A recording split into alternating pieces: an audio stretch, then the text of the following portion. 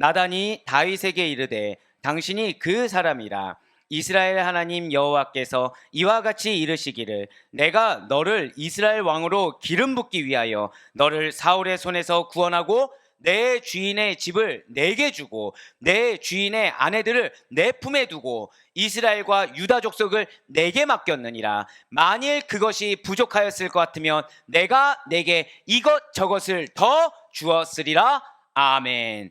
네, 그렇습니다. 오늘은 지난 시간 택함 받은 자 다윗, 고난 받은 자 다윗, 의로운 통치자 다윗, 번영의 왕 다윗에 이어서 5번째 시간으로 범죄한 다윗. 절대 고백하실까요? 범죄한 다윗. 범죄한 다윗이 중심 인물이라는 거예요.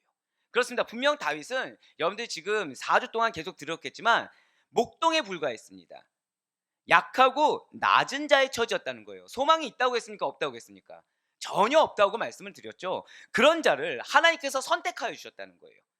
소망이 없는 자를 하나님께서 선택하여 주셔서 이스라엘 통일 왕국의 왕이 되었다는 것이죠. 그런 그가 하나님께 받지 않은 것이 없었다라는 것입니다.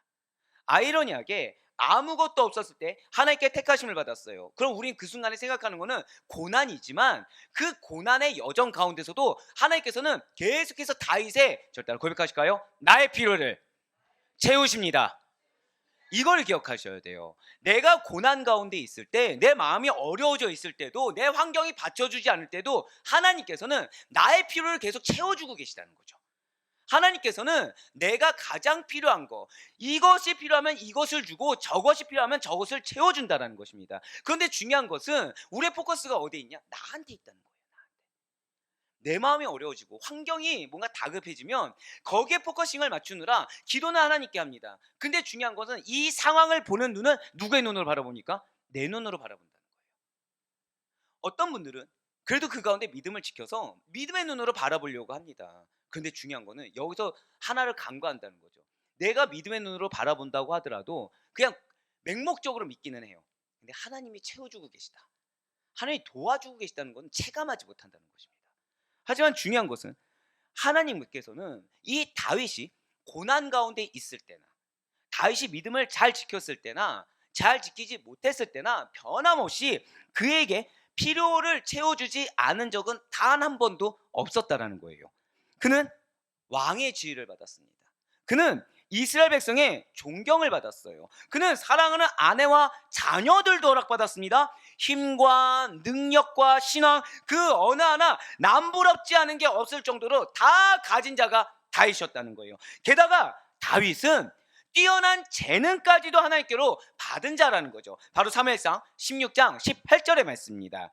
소년 중 한 사람이 대답하여 이르되 내가 베들레헴 사람 이새의 아들을 본즉 수금을 탈 줄 알고 용기와 무용과 구변이 있는 준수한 자라. 여호와께서 그와 함께 계시더이다 하더라. 아멘. 지금 말씀을 보시면 다윗은 무엇을 탈 줄 알았다고요? 이것이 뭐냐면 음악적 재능이 있었다는 거예요. 단순히 진짜 금만 탈 수 있었다 이게 아니라 다윗에게는 음악적 재능이 있었습니다. 또한 그에게는 뭐가 있다고 나와 있습니까? 용기가 나와 있다고 나와 있어요. 이거는 뭐냐면 그는 강한 용사였다는 뜻입니다. 그리고 무용이 무엇이죠? 예, 춤추는 무용 아니 예, 감사해요. 춤추는 무용이라고 하려는데 그 말 하지 마. 나 지금 답 말했어. 예. 예, 죄송해요. 요즘 제가 와이프하고 하는 얘기가 개그 코드가 요즘 당신하고만 맞는 것 같아. 내가 원래 이런 사람이 아니었는데 성도님들이 잘 웃지 않기 시작했어. 했더니 와이프가 말씀만 전하세요. 네. 자, 무용은 맞습니다. 전쟁에 능하다는 뜻이라는 거죠. 전쟁에 능하다. 그러니까 전략도 잘해요. 근데 아까 용기도 있다라는 거죠. 거기에 다윗은 구변이 있는 자라고 했습니다. 즉 언어에도 유창한 사람이라는 거예요. 거기다가 준수한 자라고 합니다. 이건 얼굴 준수가 아닙니다. 다른 이들에게 모범이 될 만한 자였다는 거예요. 그러니까 누가 이렇게 쳐다봐도 모범이 될 만한 자라는 거죠. 다윗의 이러한 여러 자질들은 진실로 다윗이 왕으로서 합당한 자격 요건을 갖췄다는 것을 알게 한다는 거예요. 누가요? 다윗만 아는 것이 아니라 그 누가 봐도 다윗은 정말 왕이 될 만하구나, 다윗은 진짜 왕이 될 만하구나라고 인정받을 만한 자질을 하나님께서 허락해 주셨다는 거죠. 그런데 중요한 사실이 있어요. 사실 다윗의 이러한 재능과 장점들이라는 것이 다윗만의 것이 아니었다는 것입니다. 사는 여러분들은 사울에 대해서 들으면 무엇이 생각나십니까? 우리는 흔히 사울에 대해서 들으면 많은 오해를 하곤 합니다. 사울은 뭔가 부족한 사람, 사울은 뭔가 연약한 자, 완악한 자, 질투만 있는 자, 마음이 좁은 자, 능력 없는 자 이렇게 생각하는데 실제로 성경을 보잖아요. 원어를 보면 아이러니하게도 이러한 다윗의 모든 재능들이 사울에게도 동일하게 발견되는 재능이라는 거예요. 사울에게도 하나님이 재능을 허락하셨어요? 안 허락하셨어요? 허락하셨다는 거예요. 그런데 이렇게 동일한 재능이 있는데 다윗과 사울의 결정적인 차이가 있다는 거죠. 다윗에게는 사울이 없는 것이 하나가 더 있었다는 것입니다. 그것이 무엇이겠습니까? 저 다 고백하실게요. 하나님께서 나와 함께 하십니다. 여러분들 정말 믿으십니까? 여러분들 오늘 이후로 특히 2024년도에는 사는 여러분들이 이 진리, 이 사실만큼은 절대 의심하지 마시길 바랍니다. 하나님께서 나와 함께 하신다. 지금 나는 하나님의 역사와 음성을 들을 수 없을지언정 하나님은 나와 함께 하시사 나의 무엇을 채워주신다고요? 필요를 계속해서 채워주고 계시다는 사실을 그냥 맹신하시길 바라요. 이 사실을 의심하지 마시길 바라겠습니다. 왜요? 다윗에게는 사울이 없는 거 하나의 차이가 바로 이거였다는 거예요. 여호와께서 그와 함께 계시더라. 그렇습니다. 여호와께서 함께 하심이 다윗에게는 가장 특별한 것이었습니다.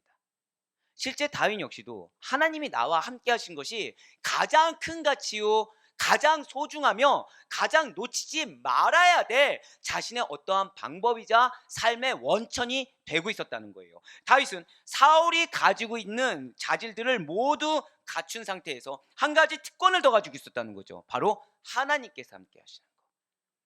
하나님께서 함께 하시는 특권을 그는 가지고 있었고 놓치지 않았다는 것입니다. 다윗이 사울을 이기고 승리를 거둔 것도 다른 이유 때문이 아닙니다. 여러분들이 지금 여러분들의 환경 가운데 어떠한 가능성도 안 보이고요. 어떠한 희망도 보이지 않는데 그런데 하나님께서 계속 뭐라 약속하시죠? 여러분들의 기업이 있습니다. 믿으십니까? 여러분들 반드시 승리하게 되실 것입니다. 믿으십니까? 그 이유가 딱 하나라는 거예요. 진실로 하나님께서는 여러분들과 함께 하시기 때문입니다. 자, 좀 못된 말씀 드리면 여러분들 가운데 제 속을 썩이는 분이 있을까요, 없을까요? 아, 주여 믿음이 크도다. 아니, 솔직히 많지 않죠. 왜냐면 여러분들만한 영혼이 어디 있겠습니까? 근데 문제는 어디에 있죠? 제가 눈이 높다는 데 있습니다.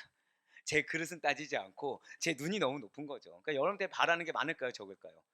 너- 앞라인이 오늘 너무 격렬한 반응. 많아요. 그냥 뒤에 분들은 이 정도라고 하면 많아요. 네, 너무 좋아서 그렇습니다. 계속 보여주세요. 자극되게. 네, 예, 불끈불끈 올라오고 있습니다. 지금. 네, 많습니다. 예, 맞아요. 욕심이 많습니다. 바라는 게 많아요. 왜 많을까요? 전 말씀드렸잖아요. 저는 여러분들이 물질 축복도 누리길 원하고요. 영적인 축복 더해서 인적인 축복을 누리길 원합니다. 제가 계속 말씀드리잖아요. 이전과 동일한 신앙생활을 할 거면은 저희와 함께하면 안 됩니다. 다른 신앙의 성장이 있어야 되고요. 환경 가운데 반드시 증거를 보길 원한다라는 거죠. 근데 중요한 것은 제가 생각한 계획, 제가 생각한 분량과 여러분들이 함께 같이 걸어오는 길과 분량은 같을까요, 다를까요? 다를 수밖에 없습니다. 다를 수밖에 없어요. 그럼 저는 지금 제 니즈에 제 직성이 풀립니까, 안 풀립니까? 전혀 안 풀리죠. 전혀 안 풀리죠. 그런데 중요한 사실이 있다는 거예요. 그럼에도 불구하고 하나님이 계속 주시는 메시지, 그것은 이루고 계시다는 거예요. 하나님이 이루고 계시다는 거예요. 하나님이 약속한 승리의 길을 향해서 걸어가게 하시고 기업을 향해 걸어가게 하시고, 그러니까 저한테 이런 거죠. 동현아, 예를 들어서 좀 믿음이 실족하지 않은 사람이 저희 가족밖에 없지만 가족을 또 얘기하면 안 될 것 같아서 믿습니다, 우리 방송팀. 빵 터지셨네요 진짜. 아, 실명 거론해도 되겠죠? 예. 사랑 어떤 자매가 참아 못하겠네요. 사랑 어떤 자매가 좀 믿음이 이만큼 성장했으면 좋겠습니다. 근데 그 자매가 지금 너무 더딥니다라고 얘기하면 하나님 뭐라고 말씀하시냐면, 동현아 아니야. 그건 네 눈이고 내 계획대로 걸어오고 있어. 네. 되게 지금 평소에는 그냥 이러고 있다가 네. 여기서부터 시작하는 그 자녀가 지금 갑자기 네, 좋습니다. 그러니까 이 말씀을 들으면 저 어떻게 될까요? 믿을 수밖에 없다는 거예요. 근데 그 근거가 어디 있냐? 여러분들한테 이 하반기 대신방을 할 때 동일하게 주신 메시지가 뭐냐면 내가 함께하는 가족이다. 전 이게 너무 감사했어요. 지금 뭐라 말씀드렸죠? 내가 함께하는 자녀가 아니라 내가 함께하는 가족이라는 거예요. 자, 여러분들 가족 가운데 믿음이 다 좋습니까? 아니에요. 믿음 다 좋지 않습니다. 여러분들 가족 가운데서는 믿지 않는 자녀도 있습니다. 믿지 않는 배우자가 있을 수도 있고 믿지 않는 가족이 있을 수도 있어요. 또는 믿음이 있다고 하지만 믿음이 없는 것처럼 여겨지는 가족도 있습니다. 그렇지만 절 따라 고백하실게요. 모두 다 하나님께서 인정하십니다. 이거를 정말 믿으시길 바랍니다. 바로 그것이 특권이라는 거예요. 하나님께서 인정하시고 하나님께서 동행해 주시며 하나님께서 약속하신 그 승리, 그 기업을 향해서 당신의 방법대로 우리가 알 수 없는 그 길 따라 인도하고 계시는 거, 이것이 다윗이 사울보다 나았던 길이요 나았던 능력이며 그것이 이길 수 있는 원동력이 되었다는 것이죠. 예, 맞습니다. 하나님의 도우심이 있었다는 거예요. 왜요? 함께하기 때문에 하나님께서 아까도 말씀드렸듯이 우리가 어떤 상태든지 간에 우리의 필요를 채우는 도우심을 계속해서 주고 계시다는 거예요. 다윗의 재능은 결국 무엇입니까? 다윗의 환경은 결국 무엇입니까? 모두 다 하나님께서 부여하셨다는 거예요. 그리고 여호와께서 이렇게 함께 하심 역시도 다윗이 하나님께 받은 가장 큰 재능이었다는 것이죠. 사랑하는 여러분들, 하나님은 여러분들에게 놀라운 달란트를 허락하셨습니다. 그런데 이 놀라운 달란트 중에서 가장 큰 건 뭐냐면, 절대 한번 더 고백하실게요. 하나님께서 나와 함께 하십니다. 자, 이거를 반드시 믿으시길 바라는데, 사랑하는 여러분들께서 만약에 자녀가 어떤 복지사, 그러니까 사람을 정말 잘 케어하고 사회복지 쪽으로 뭔가 달란트가 있어요. 그럼 어떻게 하시겠습니까? 그쪽 길로 이렇게 잘 전하겠죠. 또는 수를 잘 계산을 해요. 그러면은 뭐 회계사나 세무사나 이쪽 길을 추천하지 않겠습니까? 언어를 잘해요. 그럼 뭐 통역사라든지 뭐 그런 언어에 관련된 그 어떤 잡을 우리가 추천할 수 있잖아요. 그런데 우리의 가장 큰 재능은 무엇이라고요? 하나님이 함께 하시는 거. 결국 우리가 할 수 있는 정말 일상의 삶 가운데 가장 효과적이고 가장 결실을 많이 맺을 수 있는 거는 하나님과 동행하는 거라는 거예요. 이것만큼 우리에게 가장 큰 길이 없다라는 것입니다. 그렇기 때문에 다윗은 성경 인물 중에서 이례적으로 매우 다양한 재능을 지닌 사람으로 나타났음을 지난주 인물 강의 설교 중에 한번 언급한 적이 있다는 거예요. 자, 사울에게도 동일한 재능이 있다고 했습니다. 다윗과. 그런데 중요한 것은 사울은 이런 다양한 재능을 가진 사람으로 성경에서 소개하고 있지 않아요. 왜라고요? 하나님이 함께 하시지 않았기 때문에.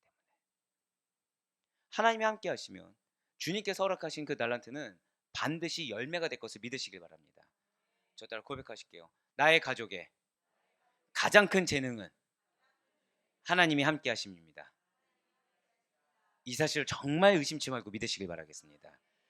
그래서 제가 예를 들어서 양육을 하거나 케어를 할 때 조급해하지 않습니다. 조급해하지 않아요. 왜일까요?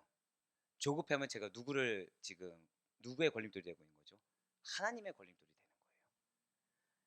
무엇을 믿을까요? 앞에 있는 영혼은 하나님께서 약속하신 영혼, 하나님께서 붙드는 영혼, 그리고 하나님께서 나에게 붙여주신 영혼, 이거에 대한 확신만 있으면 반드시 역사하시더라는 것입니다.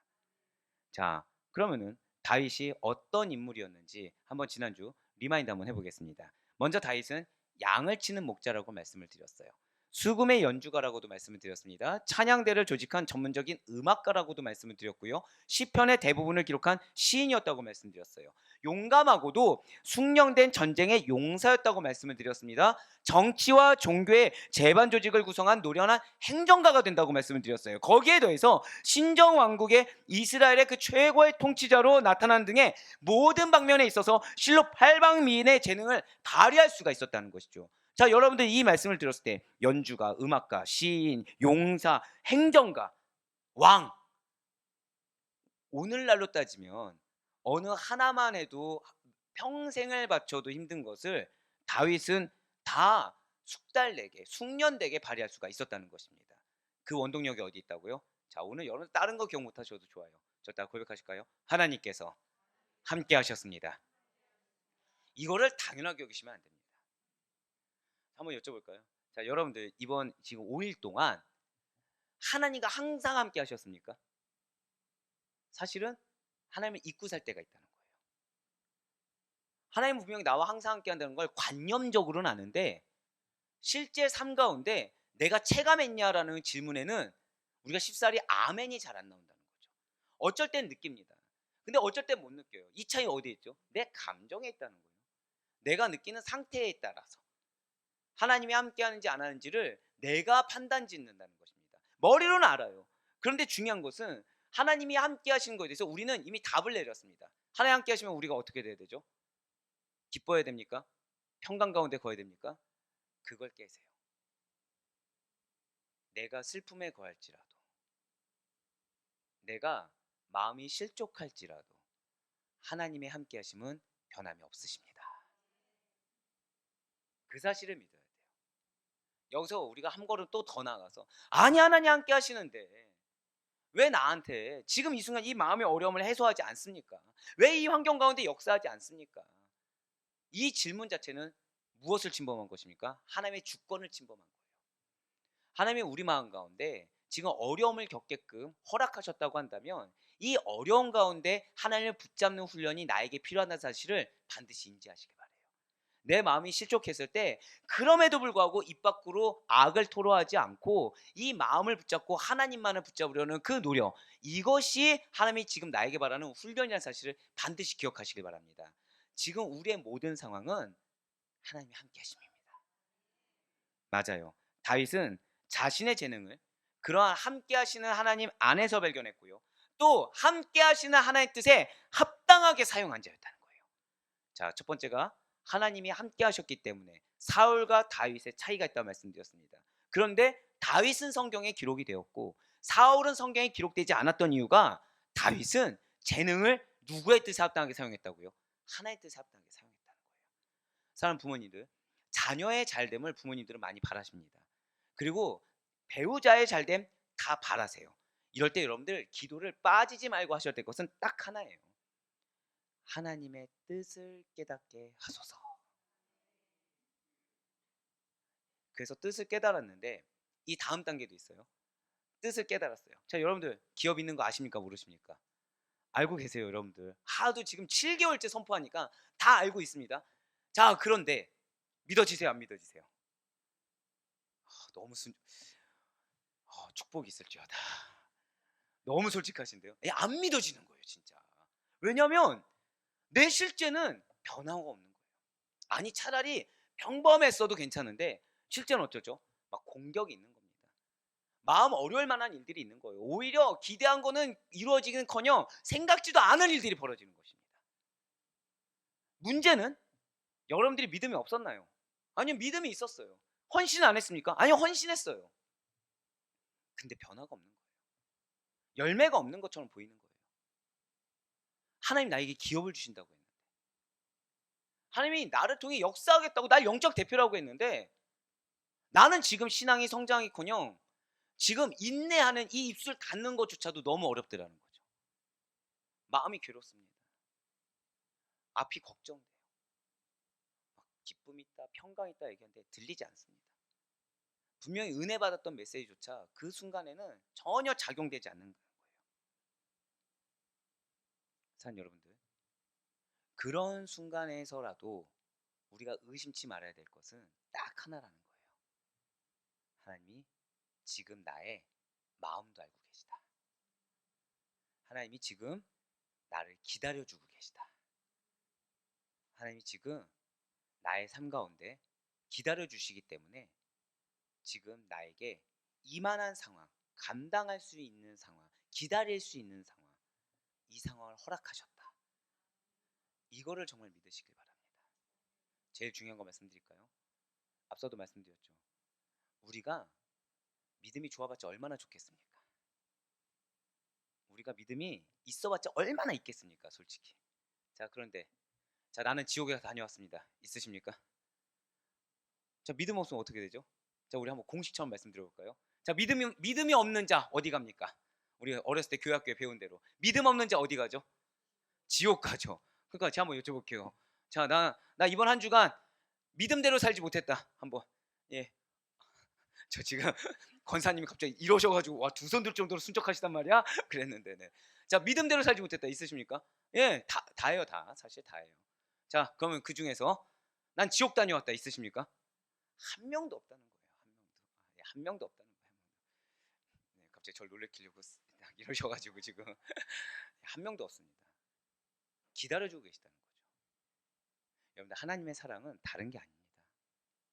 내 상태가 어찌할지언정 하나님께서는 당신의 방법과 당신의 때에 합당하게 운행하고 계시다는 거예요. 이끌고 계시다는 거예요. 우리의 눈은 변화가 안 되는 거, 발전 안 되는 것만 보입니다. 그런데 자, 나중에 여러분들이 믿음이 이렇게 어느 정도 회복되고 좋아졌을 때, 그때 지금 시간을 보잖아요. 아, 하나님 이렇게 도우셨구나, 하나님 이렇게 인도하셨구나. 그거를 사실 그때 돼서 깨달아요. 그럼 우리 지금 이 순간은 무엇을 해야 됩니까? 최소한 잠잠히 있어야 된다는 거예요. 하나님께서 지금 나를 사랑하심의 증거를 사실은 계속 보여주고 있습니다. 하나님께서는 지금 나를 사랑하시고 나에게 기회 주는 것을 우리에게 계속 보여주고 있다는 거예요. 근데 우리의 포커스는 어디에 있다고요? 문제에만 포커스를 두고 있다는 거죠. 네 니즈에만 지금 포커스를 두고 있다는 거예요. 하지만 다윗은 그러지 않았다는 것입니다. 지금까지의 다윗은 문제에 포커스를 두지 않아요. 내 감정에 포커스를 두지 않아요. 내 앞에 놓인 상황에 포커스를 두지 않아요. 어느 상황이나 포커스가 어디에 있습니까? 하나님께 있었어요. 그랬더니 번영을 받았다는 거죠. 절대 고백하실까요? 응답하심에 이상으로 베풀어 주셨습니다. 예, 맞아요. 다윗에게는, 자, 다윗이 그동안 고난을 겪었던 거와 다윗이 받은 거를 비례해 봤을 때 고난 받은 거에 합당하게 주셨겠습니까? 더 주셨겠습니까? 더 주셨다는 거예요. 진실로 다윗은 5달란트를 받고 이를 통해 또 다른 5달란트의 이윤을 남긴 충성된 종의 모형을 우리에게 보여주었다는 것이죠. 그러면서 하나님께서는 다윗의 고난에 대해서 합당한 상급과 보상을 해 주셨습니다. 그런데 사실 그것은 합당한 게 아니라 차고 넘칠 정도로 주셨어요. 그런데 저는 이 말씀이, 사실 오늘 말씀의 결론부터 말씀드리면 너무나도 감사한 게, 전 여러분들이 응답될 것을 정말 확신하시길 바랍니다. 오늘 말씀은요, 여러분들이 응답될 다음 모습에 대해서 하나님께서는 미리 말씀을 주신 거예요. 자, 다윗은 다 가졌습니다. 보상을 받았어요. 그런데 너무나 안타깝게도 다윗은 범죄하고 말았습니다. 우리 잘 아는 것처럼 안목의 정욕에 휩싸였다는 것이죠. 탐하지 말아야 될 걸 탐했어요. 남의 아내, 즉 부하의 아내를 취하고, 취한 다음에는 사건을 무마하고 죄를 감추기 위해 부하의 아내를 빼앗는 것도 모자라서 그 부하를 죽이기까지 했다는 거죠. 그렇습니다. 응답이 없어서 문제가 아닙니다. 함께하지 않으셔서 문제가 아니에요. 또한 은혜를 받지 못해서 문제도 아닙니다. 보장된 미래가 없어서 문제가 아니에요. 일순간의 타락이, 일순간에 절제하지 못한 그의 정욕이 살인의 범죄를 조장했다라는 것이죠. 그리고 나단 선지자의 책망을 받습니다. 회개하라, 회개하라 라는 뼈아픈 권면을 듣게 되었다는 거예요. 하지만 나단 선지자는 다윗에게 결코 다짜고짜 회개해, 너는 회개해야 돼 라면서 소리치지 않았다는 거예요. 나단 선지자는 하나의 비유를 꺼내어 다윗에게 들려줌으로써 스스로 회개할 기회를 주었다는 것입니다. 사랑하는 여러분들 반드시 마음이 어려울 때 회개의 기회를 붙잡을 수 있길 간절히 소망합니다. 네, 목사님 제가 무엇을 그렇게 잘못해서 회개의 기회를 붙잡아야 되는 것입니까? 우리의 회개는요 딱 하나예요. 내가 믿는 자에 합당하게 살지 못하는 거, 믿는 자에 합당하게 생각하지 못하는 거, 내가 그 순간에 마음이 어렵으니까 의심하기 때문에 마음이 어렵다는 거죠. 그 마음 하나만으로도 우리는 회개할 거리는 충분히 차고 넘치다는 거예요. 그런데 중요한 것은 하나님께서 우리를 기다려주고 계시다는 거죠. 그래서 회개의 기회만큼은 우리가 놓치지 말아야 된다는 것입니다. 예, 맞아요. 지금 나단 선지자가 다윗에게 그런 기회를 하나님부터 명받아서 주고 있는 것입니다. 대체 회개할 기회를 주기 위한 그 비유란 무엇인 것입니까? 사무엘하 12장 2절부터 4절까지의 말씀입니다. 그 부한 사람은 양과 소가 심이 많으나 가난한 사람은 아무것도 없고 자기가 사서 기르는 작은 암양 새끼 한 마리뿐이라. 그 암양 새끼는 그와 그의 자식과 함께 자라며 그가 먹는 것을 먹으며 그의 잔으로 마시며 그의 품에 누움으로 그에게는 딸처럼 되었거늘 어떤 행인이 그 부자에게 오매 부자가 자기에게 온 행인을 위하여 자기의 양과 소를 아껴 잡지 아니하고 가난한 사람의 양 새끼를 빼앗아다가 자기에게 온 사람을 위하여 잡았나이다 하니. 아멘. 지금 비유의 내용이 이러해요. 좀 간단히 말씀을 드리면 한 부자가 있습니다. 양과 소가 어마어마하게 많은 거예요. 그런 부자가 자신에게 손님이 옵니다. 행인이 왔어요. 대접을 해야겠죠. 대접을 해야 되는데 그 많은 양과 소가 너무 아까운 겁니다. 그 하나라도 대접하기가 싫은 거예요. 근데 중요한 건 상황은 대접해야 되는 상황인 거죠. 그래서 다른 사람의 것을 빼앗습니다. 빼앗아서 자기 손님을 먹여요. 그런데 부자가 누구의 것을 빼앗습니까? 가난한 자의 것을 빼앗아 왔다는 거예요.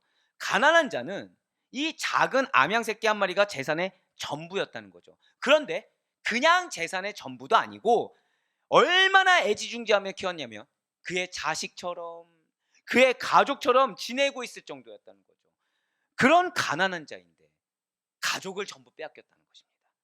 얼마나 괴롭고 얼마나 슬프겠습니까? 아니 차라리 주변에 먹을 게 없는 자가 막 배고파서 죽을 자가 먹을 빵도가 없어서 이렇게 빼앗아 갔다고 해도 억울할 판인데 부자가 자신은 이미 차고 넘치는 양이 있는데 단지 자기의 손님을 대접하려고 가난한 자가 자식처럼 키우는 작은 암양 한 마리를 빼앗아 가더니 얼마나 이 억울함과 허탈함이 극심했겠습니까? 이 비유를 듣고 다윗은 뭐라고 반응을 하나요? 사무엘하 12장 5절의 말씀입니다.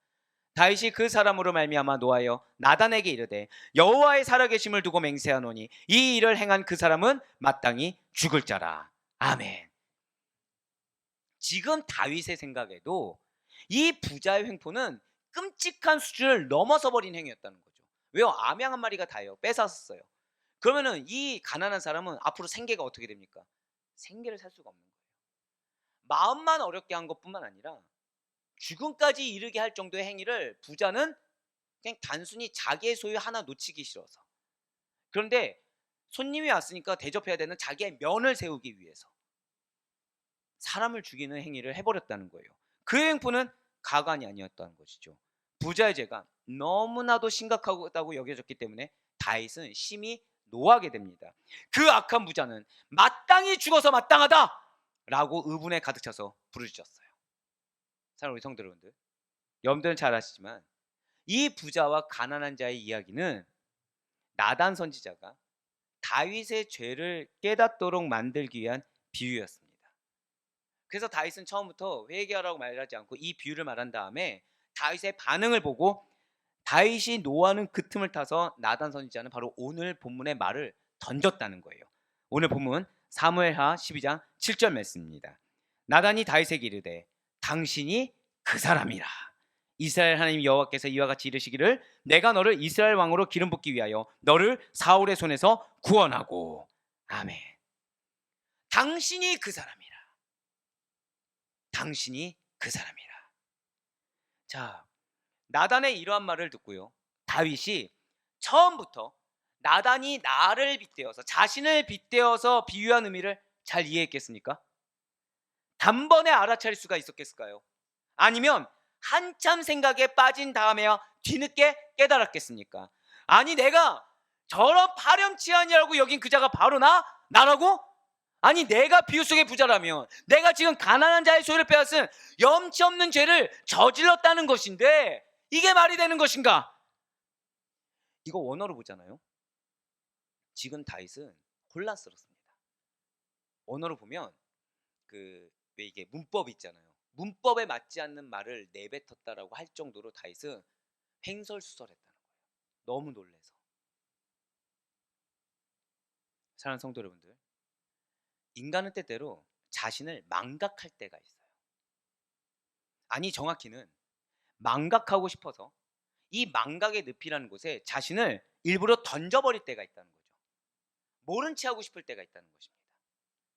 지금 밧세바를 간암한 후에 우리아를 죽이기까지 엄청난 죄를 지었음에도 불구하고 이 전에 다윗의 모습은 어떠냐면 굉장히 의연합니다. 태연해요. 아무 일도 없었던 자 같습니다. 내가 알았으면 그렇게 안 했지. 그럼 진작에 말을 하지 그랬어. 난 몰랐어. 이런 자세예요. 모르고 행한 거야. 알았으면 그렇게 행하지 않았을 거야. 이런 자세였다가 지금 당황하고 황망한 상에 처했다는 거예요. 진실로 하나님께서는 다윗에게 이스라엘 민족 전부를 맡겨주셨어요. 그의 눈물, 그의 인내, 그의 고난 다 알아주셔서 보상해 주셨습니다. 약속의 말씀 그대로 성취해 주셨어요. 아니, 그 이상으로 성취해 주셨습니다. 그런 다윗에게는 특출난 재능 역시도 한두 가지가 아니었다는 거예요.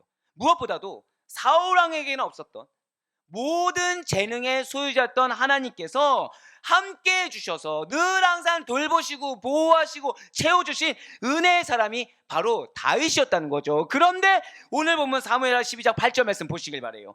내 주인의 집을 내게 주고 내 주인의 아내들을 내 품에 두고 이스라엘과 유다 족속을 내게 맡겼느니라. 지금 하나님 뭐라고 말씀하셨어요? 너의 집이 아닌데 너의 주인의 집을 내가 너에게 주었어. 너의 주인의 아들들까지 내가 너의 품에 두 개 두었어. 내가 이스라엘과 유다 온 족속을 너에게 맡겼어. 그런데 또 그 다음 말씀 보세요. 만일 그것이 부족할 것 같으면 내가 내게 이것저것을 더 주리라. 그러니까 내가 필요를 여기면 더 채워줬을 거라는 거예요. 산 여러분들, 우리는 하나님께서 함께 하시는 것을 절대 의심치 말아야 된다고 말씀을 드렸습니다. 근데 중요한 게 있어요. 여러분들 환경 가운데 왜 어려운 마음이 들죠? 왜 마음이 실족하죠? 무언가 부족하기 때문이에요. 물질이 부족합니다. 사람이 부족합니다. 사랑이 부족합니다. 인정이 부족합니다. 목표를 채워야 되는데 채우기에는 무언가 부족합니다. 부족하기 때문이라는 거예요. 결여감이라는 걸 느낀다는 거죠. 아, 나 이런 부분에 지금 결여돼 있어. 난 이게 지금 채워져야 돼 라는 마음이 든다는 거예요. 그럴 때 우린 이 말씀을 기억하시길 바래요. 저도 고백하실게요. 내가 너에게 이것 저것을 더 주었으리라. 이 말씀을 기억하시길 바랍니다. 하나님께서는 정말로 우리가 필요하다고 하면 그 부분이 채워져야 되고 해결되어야 된다고 한다면 채워주셨을 거예요. 더 주실 거라는 거죠. 그런데 여기서 우리가 이 말씀을 믿는 게 왜 중요하냐?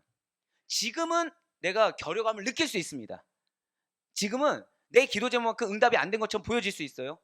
사람이 변화가 안 된 것처럼 보일 수도 있고 물질이 지금 채워지지 않은 것처럼 보일 수도 있고 환경이 변화되지 않은 것처럼 보일 수 있습니다.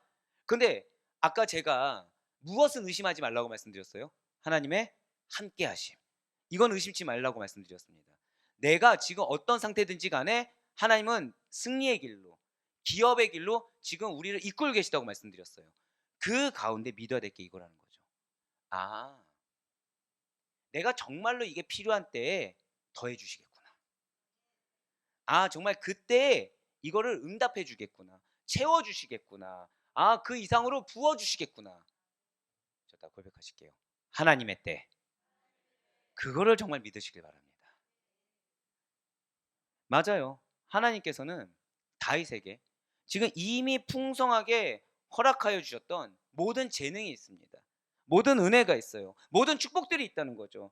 그런데 만일 다윗이 그것을 받고 누리면서도 이것이 부족하다고 여겼다면 말씀대로 8절 말씀대로 이것도 더 채워주고 저것도 더 채워주셨을 것입니다. 지금 다윗은 어떤 상태냐면요. 앞으로 하나님의 사명을 감당해야 될 일이 있습니다. 근데 지금 먼저 기름 부음을 허락해 주셨어요. 고난을 받았어요. 그러니까 하나님 택하심을 받아 기름 부음을 받았습니다. 근데 과정 가운데 연단의 시간이 있었어요. 이 연단의 시간에 대해서 하나님은 상급의 시간을 주셨습니다. 근데 이 상급이 연단과 비교해 봤을 때는 과할 정도로 많이 주셨어요. 즉 이후의 사명을 감당하는 데 있어서 먼저 채움이라는 것을 지금 받은 상태라는 것이죠. 사랑하는 여러분들, 절대 고백하실게요. 나는 먼저 채움 받았습니다. 이거를 먼저 믿으셔야 돼요. 우리가 감사의 거리를 찾으라는 말씀을 많이 들었을 것입니다. 이 감사의 거리를 찾기 위한 두 가지 조건이 있어요. 하나는 나의 정체성을 먼저 확실히 알아야 됩니다. 나의 정체성은 뭐라고 말씀드렸죠? 예, 그리스도인, 하나님의 백성, 빚진 자라고 말씀을 드렸어요. 그래서 여러분들이 과거의 삶을 살아 이게 반추해 보면은 왜 감사거리가 나오지 않습니까? 근데 그 감사거리를 내가 사실 받을 거에 이상으로 받았다는 거에 대한 인식이 필요하다는 거죠. 누릴 수 없는 거를 누렸다. 이미 나는 응답되지 말아야 될 것을 응답받았다. 그걸 먼저 채워주셨다는 거에 대한 믿음이 있어야 된다는 것입니다. 그 가운데 지금 현실 가운데 이겨낼 수 있는 힘을 주고 계신 거고, 현실 가운데 이미 나로 하여금 믿음의 연단을 주셨기 때문에 이 상황은 이미 극복된 상황이라는 거예요. 내가 실족할 이유가 없다는 거죠. 하나님께서 먼저 채워주셨다는 것입니다. 예, 맞아요. 다윗이 지금 그랬을 거예요. 그런데 더 하나님께 받지 않아도 될 만큼 다윗이 받은 은혜란 이미 차고 넘칠 만큼 족하다는 것입니다. 이것은 여러분과 저 역시 마찬가지입니다. 우리는 부족하다고 여기지만 사실 하나님께서는 우리의 상황에 가장 합당하고 가장 적합하게, 아니 차고 넘칠 만큼 은혜를 더하여 주고 계심을 여러분들 반드시 믿으시길 바라겠습니다. 이미 내 필요를 차고 넘칠 만큼 채워주고 계시다는 거예요. 돌아가는 것이 합당하다고 한다면 일부러 돌아가게도 하신데, 문제는 돌아갈 때 외롭게 돌아가는 것이 아니라는 거죠. 돌아갈 때 힘겹게 돌아가는 것이 아니라는 것입니다. 돌아가는 길 가운데서도 은혜라는 걸 더 주신다는 거예요.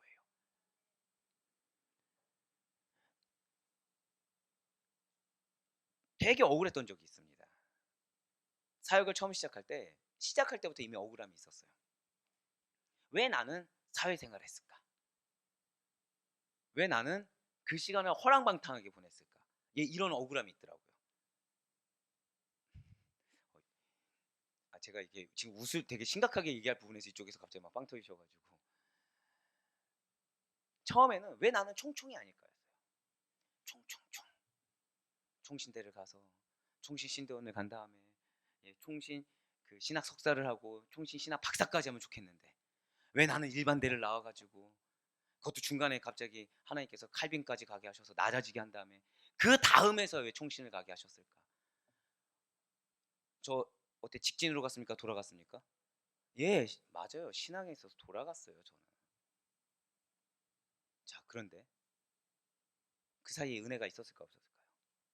은혜가 있다는 거예요. 사실 여러분들, 칼빈 출신은요, 충현에 원래 발을 못 디딥니다. 예, 사역 그게 있어요, 원래 대형교회.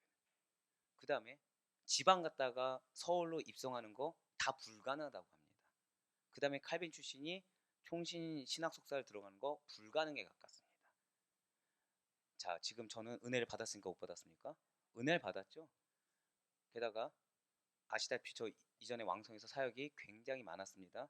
저 그동안에 보통 박사 몇 년 해야 되죠? 여러분들 아시기로? 10년, 예, 맞아요. 특히 선교는 보통 7, 8년에서 10년 정도 걸립니다. 선교사님들 보면.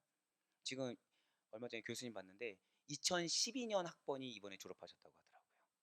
근데 저 3년 만에 졸업했습니다. 아니요. 은혜예요. 부끄러워서 지금 논문을 나눠드리지 못하고 있어요, 지금. 자, 그런데 저는 뭘 보고 있었다고요? 왜 나는 총총이 아니야? 왜 난 이렇게 돌아오는 거야? 이 시간을 헛되이 보내지 않았으면 나는 더 신학적인 깊이가 있었을 텐데. 나는 이 말씀을 준비하는데, 특히 말씀을 준비할 때 더 그런 게 있거든요. 왜 나는 이거를 확 알지 못하고 이걸 찾아봐야 되는 걸까? 왜 나는 이걸 기도해야 되는 걸까? 이거를 왜 그냥 넘어가지 못한 이 성격인데 왜 나를 돌아가게 하셨을까? 감사가 있습니까? 없습니까? 감사가 없더라는 거예요. 그런데 제가 지금 목회를 하다 보면 좀 죄송하지만 목양에 있어서, 그러니까 이 말씀을 선포하거나 목양에 있어서 이 사회생활에 했던 그 경험이 기가 막히게 써먹혀진다는 거예요. 이거 여러분들 서류 작성 이런 거 아닙니다. 낮아진 자세, 돌아간 자의 마음을 알다 보니까 그런 자의 마음으로 보게 되고, 그러니까 간절함이라는 게 생기더라는 거죠. 저는 그럼 돌아간 게 지금 헛된 겁니까? 헛되지 않은 겁니까? 헛되지 않다는 거예요. 그런데 우리는 이 돌아가는 그 길을 너무 싫어한다는 거예요.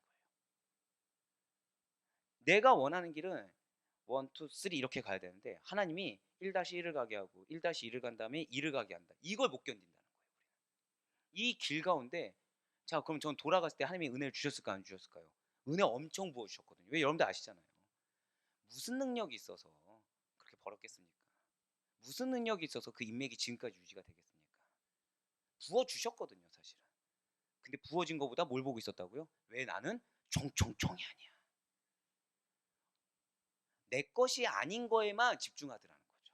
제가 방금 뭐라 표현드렸어요? 내 것이 아닌 거에만 포커스를 둔다는 거예요. 하나님이 내 거의 분량으로 허락하시고 제 사역의 방향이란 길을 이렇게 주셨는데 저는 하나님이 너는 이 길로 가서 이렇게 영혼들을 돌보고 이렇게 영혼들을 케어하고 이런 관점으로 이렇게 가야 되라고 한 길은 이것이 은혜가 다 이렇게 예비된 길인데 이거는 생각하지 않고 이 길만이 축복의 길, 이 길만이 편협한 인간의 생각으로 주장을 하고 있더라는 거예요. 예, 맞아요. 하나님께서는 이미 차고 넘칠 정도로 부어주십니다. 하나님께서는 돌아가는 길에도 차고 넘칠 정도로 은혜를 부어주십니다. 돌아가는 길에서도 여러분들의 필요를 채우신 거는 물론이요. 그 돌아간 길만큼 제가 어디 가서 여러분들 같은 영혼을 만나겠습니까? 돌아간 게 헛되지가 않다는 거죠. 저에게는 지금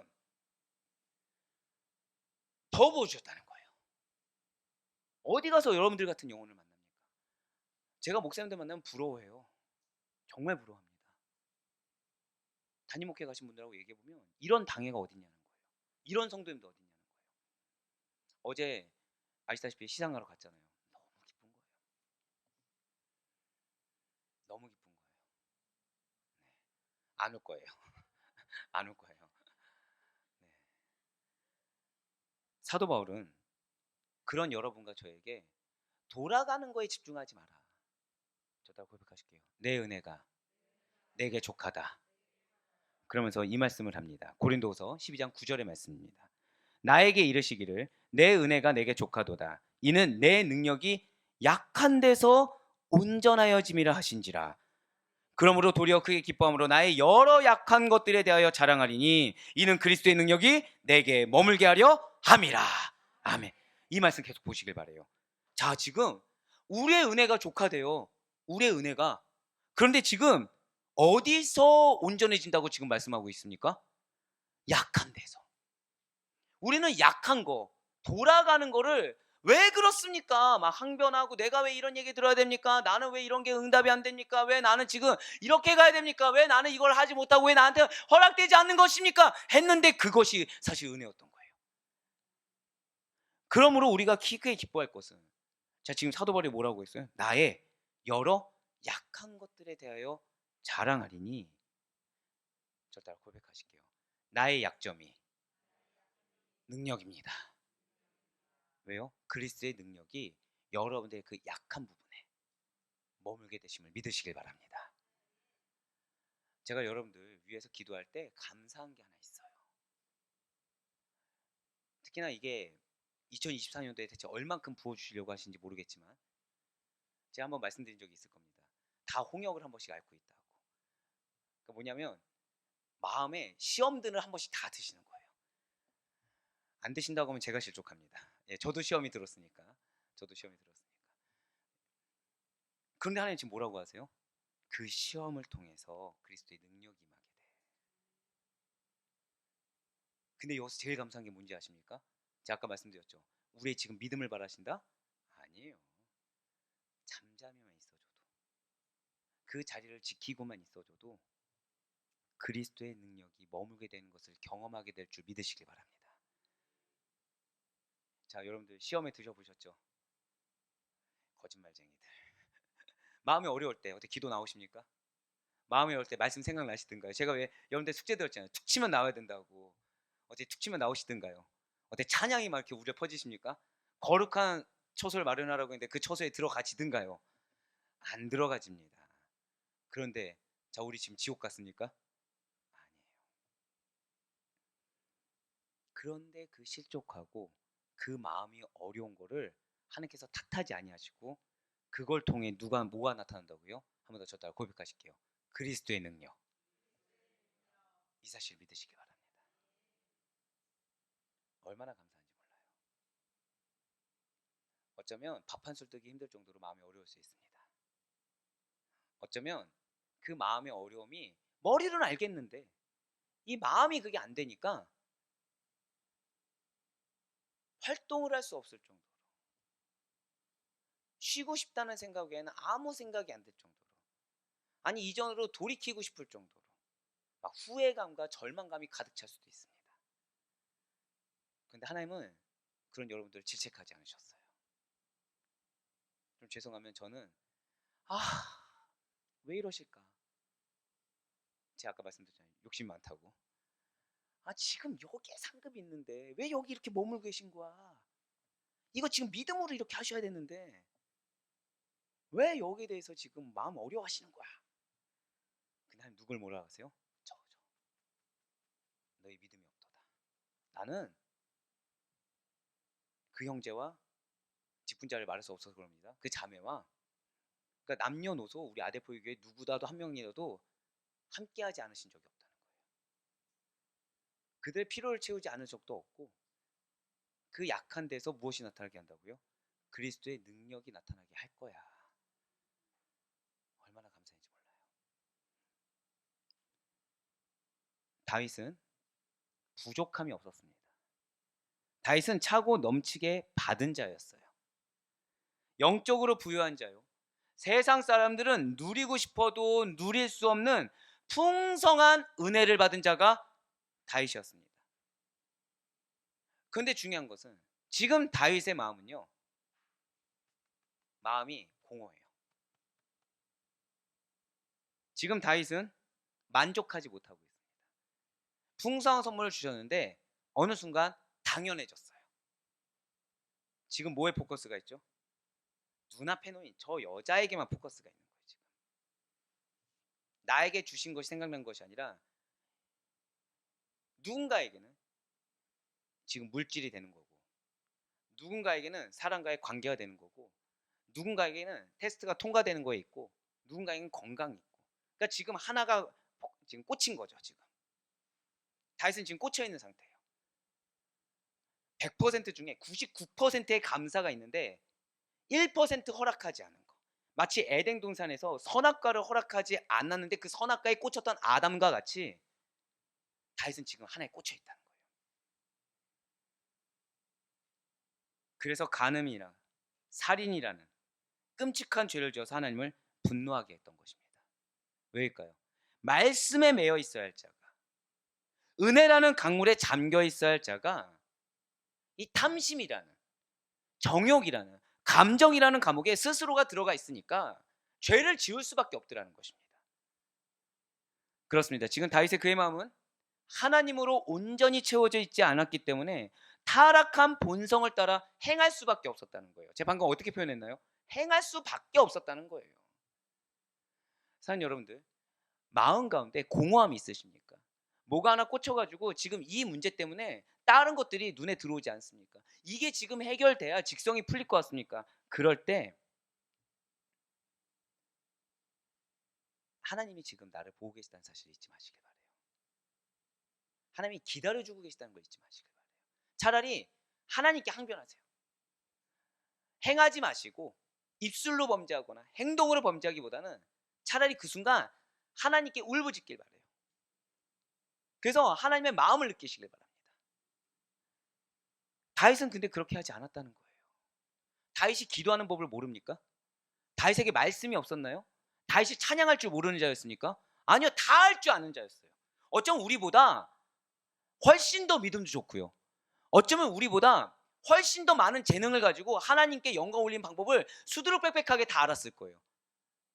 그런데 그런 다윗조차 지금 하나에서 해결되지 못하고 있다는 거죠. 하나님께서 허락하신 것에 대해서 자족하는 마음이 아니라, 잘 들으셔야 됩니다, 세상에 대해 허기지다고 착각된 마음으로 정욕과 악을 추구하고 있더라는 것입니다. 저 따라 고백하실게요. 나의 마음은 착각입니다. 이걸 믿으셔야 돼요. 이걸 믿으셔야 됩니다.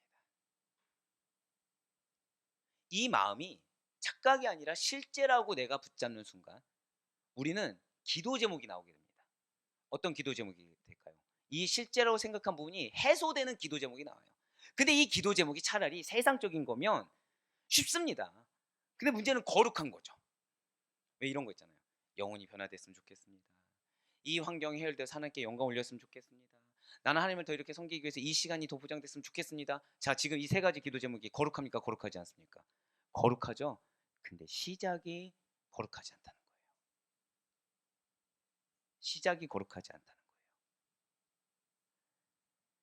내가 허기지다고, 내가 지금 이 부분에 대해서 하나님께서 나로 하여금 받아들이라고 한 부분을 받아들이기보다는 내 어떤 니즈대로 변화하길 원하는 상황이든 사람이든 변화하길 원하는 그 마음이 무엇이라고요? 착각이라는 것입니다. 착각이라는 거예요. 그래서 다윗은 죄의 길로 치달았던 것입니다. 그런데 너무 감사한 것은 하나님의 다윗에 대한 사랑이 변치 않았다는 거예요. 하나님의 다윗에 대한 그 약속은 변치 않았다는 거예요. 진실로 하나님께서는 다윗이 다시 되돌아오기를 바라셨습니다. 어떻게 해서요? 징계에서라도 되돌아오길 바라셨다는 거예요.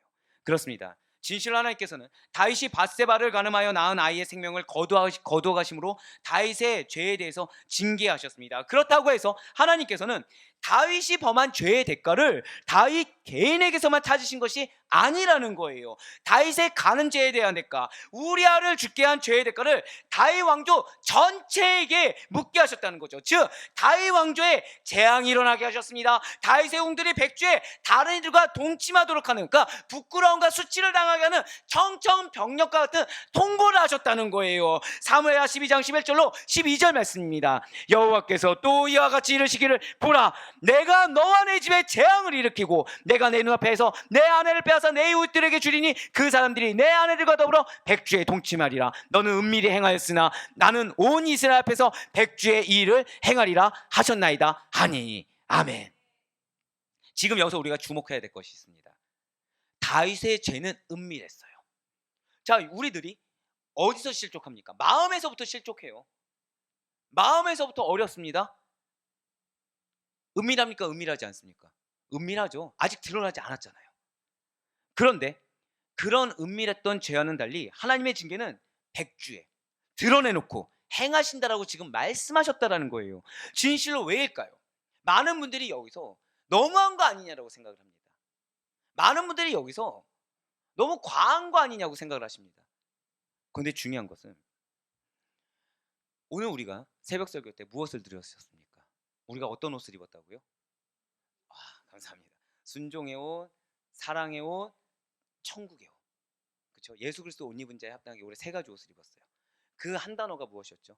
거룩과 성결입니다. 여호와께 성결. 기억하시죠? 결국 여러분들 통해서 하나님의 거룩하심이 증거되기도 하고요. 여러분을 통해서 하나님의 거룩하심이 훼손되기도 합니다. 왜요? 하나님은 여러분들 통해 역사하기를 원하시거든요. 지금 다윗, 지금 훼손되었습니까? 거룩합니까? 훼손되었어요. 진실로 하나님께서는 이 다윗의 은밀한 죄가 이스라엘 백성들 전체로 퍼져나간 것을 원치 않으셨다라는 거예요. 이스라엘 백성들을 하나님 하나님의 약속의 말씀이 있습니다. 이 약속의 말씀이 성취되기 위한 조건은 딱 하나죠. 이스라엘 백성들이 하나님의 선민으로 있어야 돼요. 거룩과 성결한 상태로 있어야 돼요. 근데 지금 다윗은 대표격입니다. 이 대표격에 있는 자가 거룩함을 잃었다는 거예요. 성결함을 잃었다는 거예요. 거룩하고 성결하게 구별되어야 할 이스라엘 백성들이 그들의 은밀한 죄가 대중적인 죄로 번져서 하나님의 거룩하심을 손상시키는 거, 그래서 그 약속이 끊어지는 것만큼 반드시 막아야 한다는 것이죠. 그래서 하나님께서는 다윗의 죄에 대한 징계를 드러내시겠다라고 통고하신 것입니다. 그거를 보는 이들로 하여금 죄가 이렇게 무섭구나, 이러한 죄는 죄여서는 안 되는구나 깨닫게 하기를 원하셨다는 거예요. 그래서 이와 같은 통고는 압살롬의 난을 통해서 이루어지게 되었다는 것이죠. 사랑하는 우리 성도 여러분들, 분명 하나님께서는 성도들이 죄를 범하면 당신의 변화없는 사랑을 거두어 가시는 분은 아니십니다. 하지만 그 죄에 대한 합당한 징벌과 징계를 반드시 하신다는 사실을 잊지 마시길 바래요. 그런데 감사한 것이 있죠. 자, 아까 우리는 믿음으로 고백했습니다. 나는 이번 한 주간 죄인으로 살았다. 아까 왜 고백했잖아요. 자, 난 징계받았다. 있으십니까? 나 하나님 징벌을 받았다. 지금 다윗처럼 내 은밀히 행한 죄가 백주대낮에 드러날 정도로 아니라는 거예요. 아니라는 거예요. 지금 이 순간에도 하나님은 여러분을 사랑하십니다. 지금 이 순간에도 하나님은 여러분들을 통해서 당신의 거룩함이 훼손됐다고 말씀하지 않으셨어요. 저따 고백하실까요? 나는 거룩합니다. 나는 성결한 주의 백성입니다. 그걸 믿으세요. 지금 이 순간에도 하나님은 여러분과 함께 하십니다. 죄에 대해서 징벌과 징계를 내리신 것이 아니라 기다려주고 계시다는 거예요. 돌이키길 기다리시고 다시 한 번 더 하나님의 품 안으로 안기길 기다리시며 다시 한 번 더 하나님의 뜻 가운데 거하기를 기다리고 계십니다. 사랑하는 여러분들, 징벌과 징계의 기준은 우리가 아니에요. 상급에 대한 판단이 누구에게 있습니까? 하나님께 있듯이 징벌과 징계에 대한 기준과 판단도 오직 하나님께 있는 것입니다. 다윗과 같은 의로운 왕도 하나님의 거룩하심을 침범한 죄의 대가는 치러야 했다는 것이죠. 그래서 죄에 대해서 징계를 당해야 했음을 잊지 마시길 바랍니다. 그래서 우리가 예수 그리스도가 중요한 거예요. 우리가 지금 이렇게 기회를 받을 수 있는 건 누구예요? 예수 그리스도의 보혈의 공로 덕분인 것입니다. 다른 것이 아니에요. 그렇기 때문에 내 마음에 어려움을 붙들 시간이 없습니다. 제가 항상 드리는 말씀 있죠. 은혜가 있는 곳에 방해가 있다. 저는 오늘 이 메시지가 큰 은혜라고 지금 확신하고 있습니다. 오늘 이 메시지가 영혼이 솟게 되는 메시지라고 저는 확신하고 있어요. 아까 앞서 말씀드렸죠. 제일 텍스트가 길게 나왔다고. 그래서 이거를 정지하는데 굉장히 힘들었습니다. 근데 여기에 가장 큰 약속의 말씀이 있었다는 거죠.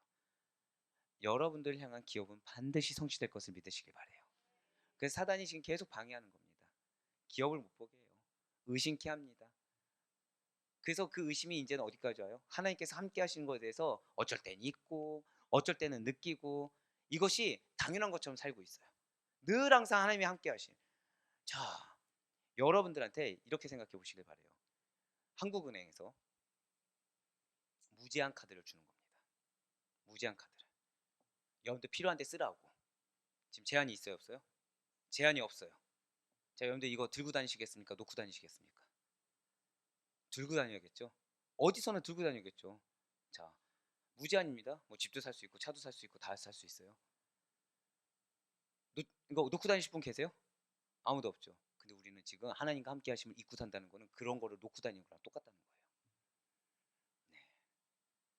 근데 하나님은 너 왜 놨어? 이러지 않으시다는 거죠. 지금 어떻게 하고 계세요? 그 칼을 뒤에서 들고 졸졸 쫓아다니고 있는 거예요. 지금 제발 이것 좀 갖고 가줘. 내가 너한테 자 해줄 거니까 아까 뭐라 말씀하셨어요? 이것이 필요하면 이것도 채워주고 저것이 필요하면 저것도 채워줄 테니까 제발 이 카드 좀 들고 가. 근데 우리 어떻게 하고 있어요? 아, 하나님 어디 계신 거야? 아, 나 마음이 어려워. 나 이거 필요한데 왜 안 채워주는 거야? 하나님 뒤에서 뒤를 봐. 아, 안 들려. 아, 말씀이 어디 있어? 아, 안 들려. 아, 뭐가 지금 이렇게 귀를 앵앵거리는 거야 지금? 이러고 있다는 거예요. 그럼 그 앞에서 이제 얘기하는 거죠 목사가. 말씀을 보시죠. 아, 무슨 개벽다 굳은 소리야 지금. 내 마음이 어려 죽겠는데 지금. 이러고 있다는 거예요. 그럼 제 마음이 어때요? 마음이 어려운데 하나님 누굴 탓하고 있어요? 눈 감은 여러분이 아니라 너가 왜 감히 내 백성을 탓하느냐. 나는 그들과 함께하고 있다. 돌이키시길 바랍니다. 믿으시길 바래요. 네, 믿어야겠네요. 네. 최연소가 지금 아멘이라고 지금 2번이나 말한 거 보니까 믿어야겠네요. 네. 그만 얘기하래요. 여러분들 마음 어렵다고 지금 그만 얘기하랍니다. 네, 그렇습니다. 나단 선지자를 통해서 하나님의 징계 선고를 한 것은 그대로 이루어지게 됩니다. 다윗 왕조는 압살롬으로 인한 왕자들의 피 흘림과 큰 반란의 소용돌이에 지금 빠지게 되었다는 거예요. 자, 분명 다윗은 하나님께서 아끼시고 하나님께서 사랑하는 사람이 맞습니다. 하지만 그럼에도 불구하고 죄에 대한 형벌은 피하지 못했다라는 거예요. 사랑하는 여러분들, 여러분들이 감사가 회복되기 위해서는 이 사실을 놓치지 말아야 된다는 것입니다. 저 따라 고백하실게요. 공의의 하나님, 공의 하나님이라는 사실을 놓치지 마시길 바래요. 자, 우리는 믿음으로 말미암아 구원받은 주의 백성입니다. 그 주의 백성은 늘 항상 성령님을 소유하고 있기 때문에 하나님과 동행해야 되고요, 하나님 중심의 삶을 살아야 되고요, 하나님이 전부가 된 삶을 살아야 된다는 거예요. 그렇지 않으면 믿음이 없는 자로 치부되게 됩니다. 믿음이 없는 자는 무엇에 처해지나요? 심판에 처해지게 되었다는 거죠. 그런데 공의 하나님께서 여러분들에게 사랑으로 지금 선대하고 계시다는 거예요. 기다려주고 계시다는 거예요. 우리의 죄에 대해서 그 죄의 결과를 일일이 계산하지 아니하시고 예수 그리스도의 보혈로 말미암아 예수 그리스도의 의로우심을 우리에게 덧입혀 주셔서 기다려주고 계시다는 것이죠. 진실로 주께서는 그래서 우리에게 말씀을 통해 돌이키기를 원하신다는 사실을 잊지 마시길 바라겠습니다. 더 늦기 전에 예수 그리스도의 보혈의 공로에 힘 있는 것에 의지하는 거에 더해서 감사가 회복돼요. 왜요? 그걸 의지하지 않으면 어느 순간은 이제 떠나게 됩니다. 왜 우리가 분명히 예수 그리스도를 잘 믿었다가 교회를 떠나시는 분들이 있어요. 믿음에게서 떠나는 분들이 있어요. 왜일까요? 그분들 문제입니까? 항상 이유가 다 있다는 거예요. 실족했다는 이유가 있습니다. 실족을 준 사람의 문제일까요? 하나님의 문제입니까? 아니라는 거예요. 아니라는 것입니다. 우리도 얼마든지 그렇게 될 수 있다는 영적 경각심이 있어야 됩니다. 나는 그럴 일이 없을 거라고 우리가 착각해서는 안 된다는 거예요. 더불어서 내 주변에 그런 영혼이 있으면 긍휼한 마음으로, 그것이 나도 그렇게 될 수 있다는 마음으로 기도해 줘야 되는 것입니다. 그 영혼을 용납해 줄 수 있어야 돼요. 언제까지? 저 따라 고백하실게요. 그 영혼은 반드시 변화됩니다. 그 사실을 믿는 믿음으로 우린 기다려줄 수가 있어야 된다는 것입니다. 진실로 주께서는 회개하는 자의 죄는 사해 주십니다. 하지만 고통은 감수하게 한다는 원리를 기억하시길 바래요. 그래서 사도 요한이 우리에게 이렇게 권면하는 것입니다. 요한계시록 3장 19절의 말씀, 우리 다 같이 읽도록 하겠습니다. 시작. 무릇 내가 사랑하는 자를 책망하여 징계하노니 그러므로 내가 열심을 내라 회개하라. 아멘. 진실로 하나님께서는 오늘을 살아가고 있는 여러분과 저에게 이 땅의 모든 당신의 사랑하는 모든 백성들에게 더더욱 열심을 내길 원하세요. 더더욱 회개하기를 명한다고 계시는 거죠. 아니, 사랑하신다고 하면 실수가 있어도 좀 봐줘야지. 나는 다른 사람에 비해서 더 열심히 하고 더 잘하고 있는 편인데 왜 나보다 더 못하는 사람은 덜혼내시면서 그냥 놔두시면서 나만 자꾸 시키시고 나만 자꾸 혼내시는 것입니까? 이런 게 사랑이라고 나는 절대 믿지 못하겠습니까? 그런 생각이 혹시 드십니까? 여러분들 잘 들으셔야 돼요. 잘못해도 책망받지 않는 성도. 지금 내 마음에 어려움이 있습니까? 아, 이것이 하나님께서 나를 사랑하는 증거란 사실을 기억해야 돼요. 왜요? 지금 나에게 지금 하나님이 연단을 주고 계시다는 건 너무 잘 알고 있거든요. 그럼 난 지금 주님의 사랑 가운데 거하고 있다는 얘기겠죠. 근데 누군가는 내가 연단받는지 모릅니다. 누군가는 바로 행동으로 옮겨요. 누군가는 아니요, 외식을 해버립니다. 즉 잘못이 잘못인지 모르기 때문에 그냥 행해버린다는 거예요. 하지만 잘못이 잘못인지 깨닫게 되는 거, 그 잘못을 위해서 내가 책망받음을 알게 되는 거, 이것은 주님의 사랑 가운데 거하고 있다는 사실을 반드시 기억하시기 바랍니다. 잘못이 잘못인지 모르고 잘못해도 책망받지 않는 성도는 이미 주님의 사랑에서 멀어진 것이라는 거예요. 사랑하심의 기준을 우리 인간의 잣대로 평가해서는 안 된다는 것이죠. 지금 요한계시록 3장에서 말하고 있는 사랑하는 자가 어느 교회의 성도입니까? 라오디게아 교회의 성도들이에요. 분명 주님께서는 이 7교회 가운데 어느 교회보다도 더 신랄하게 라오디게아 교회를 책망하셨습니다. 하지만 그럼에도 불구하고 지금 중요한 것이 있어요. 여러분들 라오디게아 교회 하면 무엇이 생각나죠? 차갑지도 뜨겁지도 않는 교회. 그 얘기는 지금 교회로서 틀은 잘 갖추고 있다는 얘기네요. 그렇죠? 이게 뭐 차가워가지고 냉소적인 것도 아니고 막 뜨거운 것도 아니고 적당히 예배 잘 드리고 적당히 봉사도 잘 하고 적당하게 신앙생활 잘 하는 거잖아요. 그렇죠? 너가 날 배신했다 이런 거 없습니다. 그런데 라우디게 교회를 신랄하게 지금 책망하시는 거예요. 계속. 근데 여기서 중요한 사실이 있습니다. 이들에 대한 주님의 호칭이 지금 무엇입니까? 사랑하는 자예요.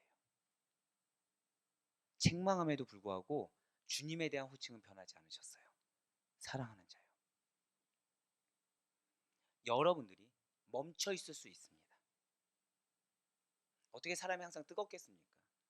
제가 원래는 그런 표현을 쓰면 안 되지만 제가 왜 때때로 올라와서 제가 미칠 것 같다고 말씀드리죠. 힘들어서 좀 오늘은 잠잠히 하고 싶은데 여기만 올라오면 왜 활화산이 된다고 말씀드리잖아요. 뜨겁게 된다고. 그럼 저는 지금 순적하게 올라온 것입니까? 아니면은 이 인간의 마음을 품고 올라온 것입니까? 인간의 마음을 품고 올라온 거죠. 근데 하나님은 뭘 원하신다고요? 저한테 인간이 아닌 걸 원하시는 거예요. 항상 활활해서 저는 뜨겁게. 자, 지금 넥타이 색깔 보세요. 오늘 저의 의지는 무엇입니까? 불타오르는 걸 별로 원치 않는 거죠. 불타오르는 걸 별로 원치 않는데 시작부터 죄송하지만 회개하게 하시는 거죠. 왜 저희가 오늘 찬이 약간 늦었잖아요. 누구 탓이에요? 그 지하철을 잘못하게 탄 거는 제 탓. 요거 하나 때문에. 이 정도입니다, 제가. 이거 하나 때문에. 다음부터는 회색도 뜨면 안 되겠다. 다 빨간색이어야겠다. 네. 그런데 그런 저에 대한 하나님의 호칭은 단 한 번도 변한 게 없어요. 사랑하는 자야. 그리고 우리 아델포이 교회에 향하는 호칭도 단 한 번도 변한 적이 없습니다. 사랑하는 자야. 너가 머물러 있을 수 있어. 때로는 쉬고 싶을 수도 있어. 때로는 뜨거운 가운데 나보다 내가 원하는 여신보다 더 앞서갈 수도 있어. 그래도 사랑한다. 사랑하시기 때문에 책망하십니다. 사랑하시기 때문에 때로는 실수도 경험하게 하십니다. 사랑하시기 때문에 궁극적으로 우리 모두를 뜨거운 신앙으로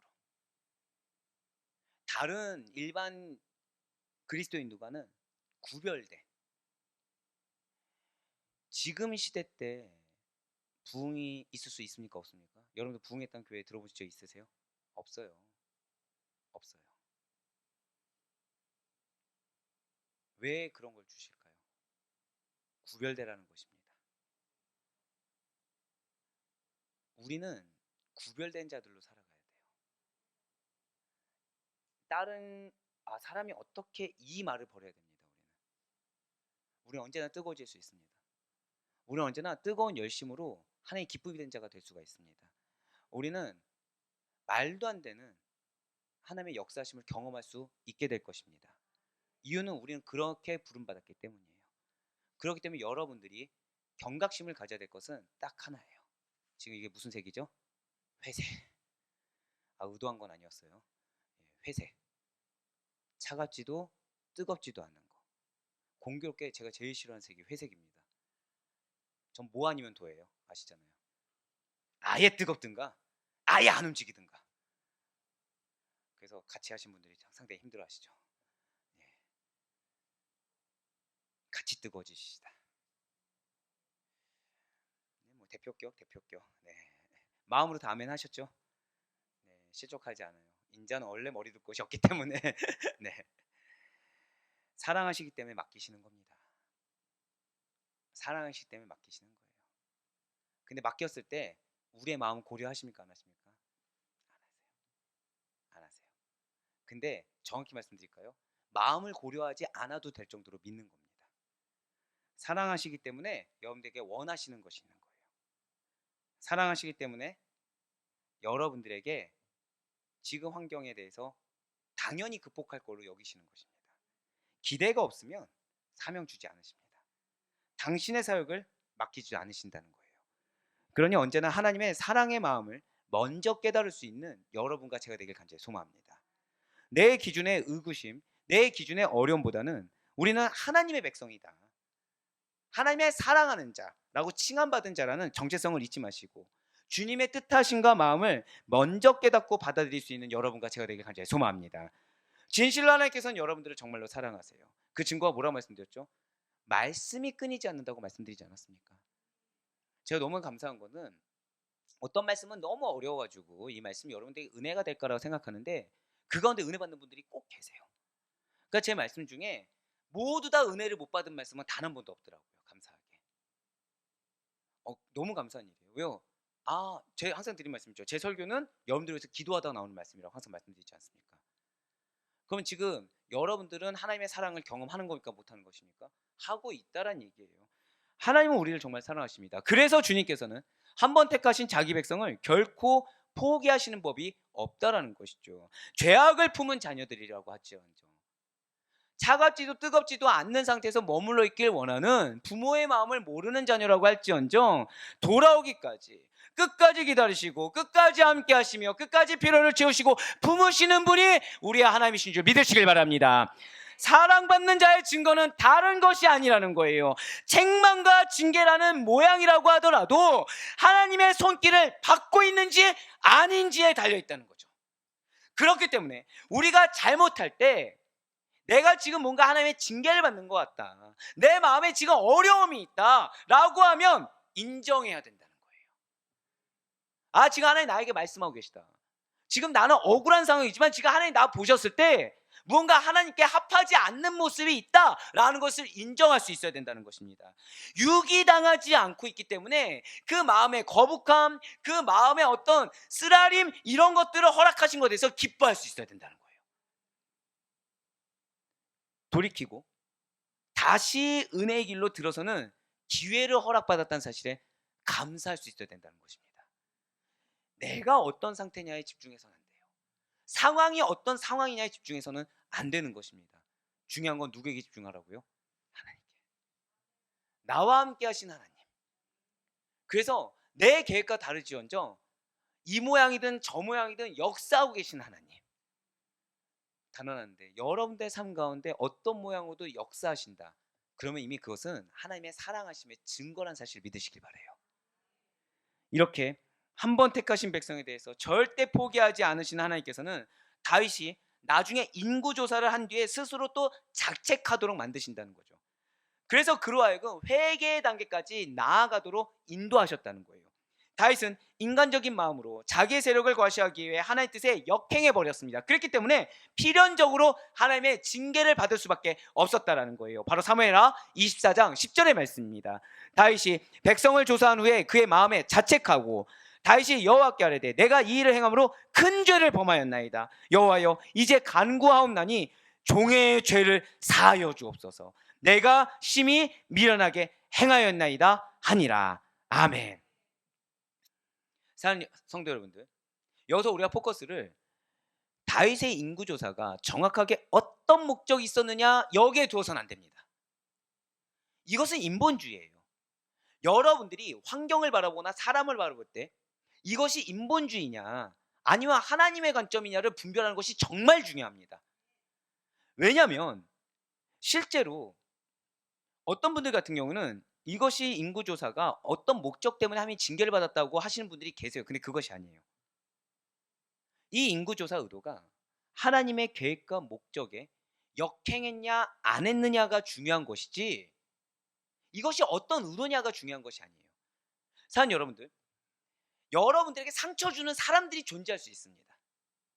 어려움을 주는 사람들이 존재할 수 있어요. 그 사람들이 여러분들에게 어떤 말을 했냐 안 했냐, 근데 그 말이 어떤 의도를 담았느냐 안 담았느냐는 중요하지 않습니다. 여러분들의 마음이 하나님의 계획과 목적에 역행하느냐 하지 않느냐, 이것이 중요한 거예요. 여러분들의 생각이 하나님의 뜻을 신뢰했느냐 안 했느냐가 중요한 것이지 앞에 놓인 사람이 어떤 의도를 가지고 나한테 이야기를 했느냐 안 했느냐는 건 중요하지 않다라는 거예요. 다윗이 신정정치를 약화시키고 왕정정치를 강화하려고 이렇게 했다, 군사대국을 지향하려고 했다, 그의 원래 목적이 이러한 것이보다 더 중요한 것이 무엇이라고요? 절대 고백하실게요. 나를 향한 하나님의 목적, 이것이 가장 중요합니다. 나를 향한 하나님의 목적이 가장 중요하다는 거예요. 궁극적으로 지금 이 사건을 통해서 하나님이 나를 무엇으로 만들고 싶어 하시는지, 어떻게 이루길 원하시는지, 아니 이 사건 너머에 무엇을 주고 싶어 하시는지 하나님의 목적이 중요하다는 거예요.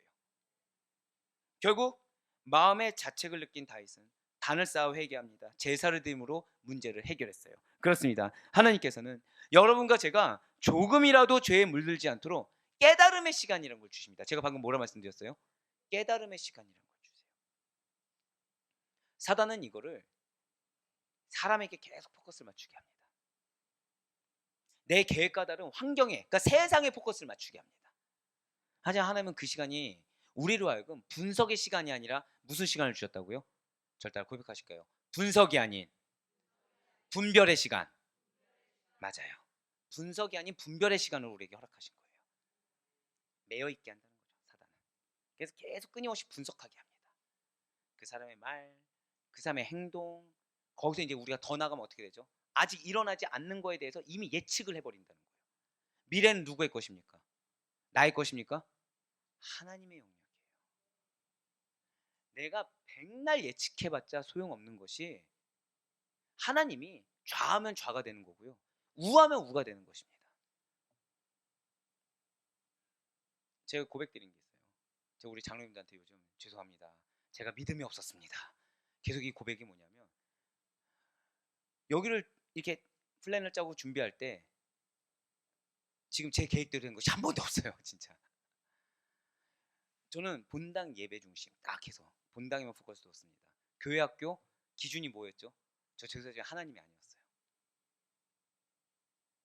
하나님이 아니라 지금 현재 한국교회 상황, 우리 교회 상황, 이거였습니다. 근데 지금 저희 중에 청년부 다음으로 제일 많은 부서가 어딘지 아십니까?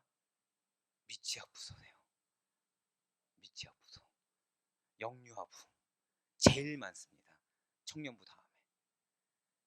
네. 아이러니하게 제일 준비 안 한.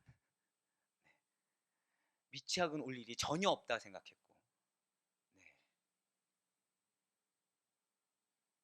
하나님은 우리의 생각과 전혀 다르십니다. 미래에 대해 생각하지 마세요. 미래는 기도하라고 주신 것이지 생각하라고 주시는 것이 아닙니다. 우리에게 주신 이 시간 분석의 시간이 아니에요. 분별하시길 바랍니다. 다윗이 인구조사를 한 죄악으로 어떤 징계를 받습니까? 하나님께서는 인구조사를 한 다윗에게 첫 번째로 7년의 기간, 두 번째로 석 달을 쫓겨나는 거, 세 번째로 3일간의 전염병, 세 가지 징계 중에 한 가지를 선택하게 하여서 그 짐을 지도록 했어요. 다윗이 선택한 것이 무엇이죠? 전염병입니다. 나름 저는 백성을 생각하다고 생각하고 있어요. 왜요? 짧고 굵게. 7년보다, 석 달보다 3일. 근데 그 결과 몇 명이 죽었습니까? 7만 명이 죽었어요. 이러한 징계의 목적은 다윗으로 하여금 결국 손해를 보게 합니다. 하지만 여러분들 이걸 기억하셔야 돼요. 내가 생각했을 때, 내가 계획했을 때 손해를 본다고 하더라도, 고통이 뒤따른다고 하더라도 우리는 반드시 감수해서라도 돌이킬 수 있어야 됩니다. 자, 여기에 우리가 죄를 짓는 이유가 있어요. 우리는 어느 정도는 감수합니다. 내 리스크라는 걸 어느 정도 감수해요. 근데 내가 생각한 것보다 조금 더는 할 수 있어도 어느 선이 되잖아요. 더 이상은 감수하는 것을 원치 않는다는 거죠. 여러분들에게 영혼을 맡기셨습니다. 믿으십니까? 그런데 중요한 것은 이 영혼이 내가 원치 않는 영혼을 맡겼을 땐 내가 생각해서 감수할 만한 영역을 내가 딱 정해버린다는 거예요. 그 이유는 원치 않는다는 거죠. 하지만 하나님의 징계의 목적은 우리가 가진 죄의 성향을 바로잡으려는 데 있다는 사실을 기억하셔야 돼요. 그 영혼을 나에게 붙인 것은 우리로 하여금 철저하게 하나님 중심, 철저하게 말씀 중심, 그 가운데 우리로 하여금 뜨거운 열정으로, 뜨거운 신앙으로 하나님께만 나아가 하나님께 더 크게 쓰임받기 위한 그러한 목적이 있다는 사실을 여러분들 반드시 분별하시길 바라겠습니다. 만약에 습관적으로 행하고 있는데도 나에게 징계가 없다, 내 마음에 어떠한 어려움이 없다, 버리운 자라는 사실을 유념하시길 바라요. 제가 여러분들을 사랑하는 이유가 그거예요. 여러분들은 제가 말씀드렸죠. 한번 홍역을 앓고 계시다. 그래서 사랑하는 거예요. 여러분들은 징계받는 자들이 아닙니다. 저도 한번 고백하실까요? 나는 사랑받는 자입니다. 맞아요. 진실로 우리는 그러한 사랑하심을 통해서 또는 내 마음에 어려움이 있더라도 하더라도 그러한 징계를 통해서 하나님의 뜻을 향해 바로 나아갈 수 있는 존재입니다. 바로 나아가서 내가 구원에 이를 수 있다고 한다면, 바로 나아가서 내가 승리의 길로 들어설 수 있다고 한다면, 나의 죄의 성향을 바로잡아 고치는 거, 인정하기 싫은 것을 인정하고 내가 순종하는 거, 그것이 너무나 괴롭고 어렵다고 하더라도 훨씬 더 나에게 유익하다는 사실을 잊지 마시길 바래요. 그렇습니다. 범죄한 다윗이 하나님의 사랑으로 회개하고 돌이켜 바로 나아간 것처럼 여러분과 저는 이러한 다윗보다 훨씬 더 나은 자들입니다. 왜요? 우리는 지금 징계함을 받고 있지 않아요. 우리는 지금 하나님께서 기회를 주고 계십니다. 우리는 지금 하나님께서 기다려주고 계세요. 우리는 지금 하나님께서 사랑하고 계시다고 말씀하십니다. 그래서 빨리 돌이키라고 말씀하세요. 돌이킴의 증거가 무엇이라고요? 뜨거운 신앙, 라오디게아 교회 같은 신앙이 아니라, 회색이 아니라 뜨거운 신앙으로 지금 나오라고 초청하고 계십니다. 그러니 바라옵고 나옵기는 우리의 흥망성쇠를 주고 계신 하나님께 언제나 하나님 중심으로, 하나님께서 나에게 지금 바라시는 것이 무엇인지 이거를 포커스를 맞추세요. 내가 무슨 말을 들었느냐, 내가 어떤 상황에 처했냐보다 더 중요한 것은 하나님의 목적이 어디에 있느냐, 하나님의 뜻하심이 어디에 있느냐가 가장 중요하다는 사실을 잊지 마시길 바랍니다. 그래서 언제나 여러분들이 지금 주신 미션은 다른 것이 아니에요. 약속의 말씀을 드립니다. 2024년은 정말 하나님의 약속의 말씀이 너무나도 명확하십니다. 믿으십니까? 그 명확한 말씀을 위해서 우리에게 전제 조건이 있다는 것이죠. 이전의 신앙 안 돼요. 우리 더더 거룩해지시길 바랍니다. 더더 성결해지시길 바랍니다. 더더 확고해지시길 바랍니다. 그래서 여러분들로 말미암아 비록 내 생각에는 계산에 서지 않고 내 생각에는 기대가 되지 않는다고 하더라도 이 약속의 말씀, 아까 제가 예를 들었죠. 지금 우리 눈 감고 앞만 보고 있다고. 뒤에서 하나님은 무제한 카드를 두고서 기다리고 계시다고. 그 사실 믿는 믿음으로 하나님을 다시 한번 더 보시길 바랍니다. 이 귀에 아무것도 들리지 않아도, 이 입술이 아무것도 나오지 않아도, 이 생각이 어떠한 것도 생각나지 않더라고 하더라도 저 다 고백하실까요? 내가 믿습니다. 그 사실을 믿는 믿음으로 하나님의 응답하심을 받을 수 있는 우리 그런 여러분과 제가 될 수 있게 간절히 소망합니다.